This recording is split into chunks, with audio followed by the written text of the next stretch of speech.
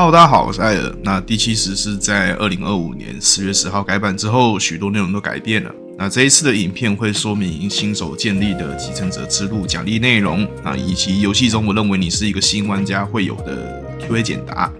那为了这一次的改动，我也将巴哈的置顶文从零开始的继承者文章整个打掉重写。那很简单的原因官方减压，那我也减压。那毕竟之前内容有人抱怨太冗长，也就是说你对游戏内系统有疑惑的，你都可以先到置顶文查看。我想8-9成的问题在那里应该都可以得到解答。那你有什么想问的，你也可以透过文章里面的留言来询问。巴哈置顶文还有一篇新手百问，你也可以到那个地方问。那这个部分就看你自己决定了。那么先将懒人包放上来，图片跟文章都一并放在描述栏。你有兴趣的再到那里看吧。为了新手而建立的继承者之路，那继承者之路是在2025年1月1号之后所创立的角色才会拥有的系统。那这个系统最主要的功能是带领新玩家来慢慢的了解游戏的内容。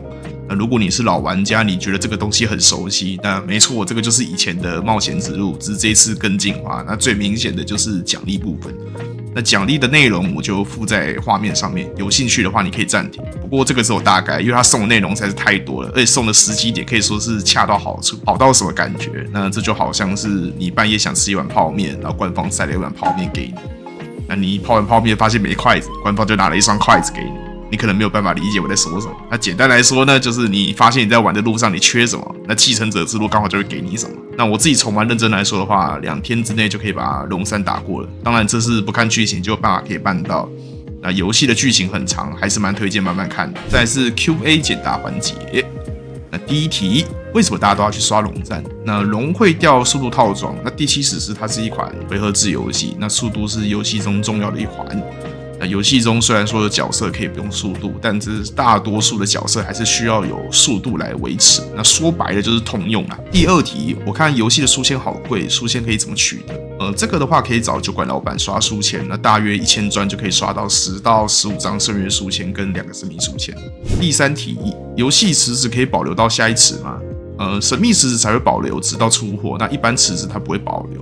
角色 up 都会有保底，没有小保，121抽稳定出角色。那月光召唤每20抽就会送一个4到5星的月光角色。第4题，主播我抽到好多光暗5，我什么时候才可以用到这些酷酷的角色？进度从0开始，保守的话是2到4个月，看认真的程度如何，还能更快。那某些光暗5角色在初期就可以使用。像是安泰尼或是暗维德瑞。第5题，我抽到好多不同的角色该怎么办？同样角色可以互吃拿阵型拿花，也可以解 3S 成就拿书签。那每个角色最好都要留一只，以防版本强化的时候突然要用到。相同的角色你也可以互吃拿阵型，例如泰尼布里亚可以给幻影的泰尼布里亚升阵型，戴利亚可以给永恒不变的戴利亚升阵型。第6题，这个游戏有评价表可以参考吗？答案是有归有，但是要看是为了什么内容而评价，大多数是为了 RTA 而设计，还要看你是什么流派的玩家。这一题建议找老手询问会好一点。那 RTA 的话，你可以看 BP 图 ，GBG 可以看战绩图，看完再来决定要练什么角色，或是参考我先前制作的影片。第7题，胡奇商人有什么内容值得购买吗？胡奇商人它有分2个版本，那一个是在大厅，然后一个是在迷宫。那大厅的胡奇商人是活动性的，结束后必定会有限定池。先确定自己的书签量是可以在限定池保底的状况下再去购买。那我自己是会买神秘书签跟叶子。那胡奇箱子跟人参看个人。那迷宫的胡奇商人可以去混乱的提雷尔城的第1区域找到。那强化池的话就直接买，其他看个人。第8题，合作限定跟本家限定什么时候会开？合作限定看官方，本家限定体感半年会有一个特别召唤池子。那这个池子它可以选3个 up 变成一个池子抽。那这个池子建议是存到一个保底量再抽会好一点。第9题，为什么本家限定角色没有出现在特别召唤池？角色要 up 2次，它才会进入到特别召唤池子。没出现的话，可以看一下时间表，看一下角色是什么时候出的。那角色大约1年就会出1次。第10题，有推荐的礼包吗？双月卡跟加成活动才会卖的叶子礼包。那节庆礼包可以看内容物决定，通常会找有知识怪的购买。那其余的内容看状况决定。那新手相关的礼包可以到我的巴哈文章查看。没出现的话也可以问一下。第11题，这游戏钱好难赚，钱从哪里来？刷冒险它都会给你红叶，再用圣约换企鹅，再打开背包把企鹅卖掉，每1万红叶大约是100万。第12题，角色身心看不懂，可以解释一下吗？那这边只提供概念哦，没有特别算过。把白花当成1元，黄花当5元，紫花当10元。那你只要凑够100元就可以升星，1元可以合成5元，5元不能退回1元，也就是说你只能往上合成，不能往下分解。你发现升级的提示是要你去圣域换花，而不是你可以往上合成花，那就表示你的花不够升级。第13题有没有通用的技能点法？以安泰尼为例子，这个角色是一个输出角色，而且3招技能都会用到，会选择直接加15。那满好感的时候会回馈3个技能点数，满好感之前先点到加15，那满好感之后就会退回3根人参。那先点满跟后点满加15都没有差。再来是塔马林尔，它是一个辅助补血型的角色 ，S1 都是伤害增加，与补血无关，所以不点。那我们先点满 S3，然后 S2 点到6等。